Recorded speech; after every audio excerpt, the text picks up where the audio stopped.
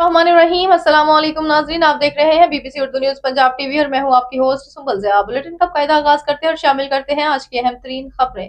हुकूमत सेक्रेटेरिएट घेरे में सरकारी मजदूरों का एहतजाज शिद्दत इख्तियार कर गया। दारुल हुकूमत में सरकारी मजदूरों का एहतजाज मजीद शिद्दत इख्तियार कर गया, जिसके बायस हुकूमत सेक्रेटेरिएट के अतराफ सिक्योरिटी सख्त कर दी गई है और दाखिली और खारजी रास्ते बंद कर दिए गए।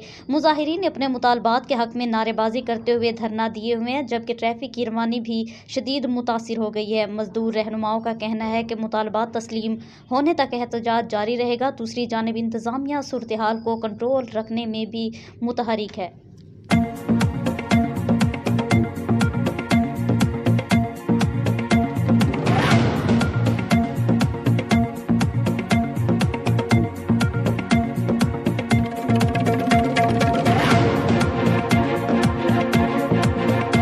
बुलेटिन से फिल वक्त इतना ही। मज़ीद खबर और अपडेट्स के लिए देखते रहें BBC Urdu news Punjab TV. Allah निगहबान।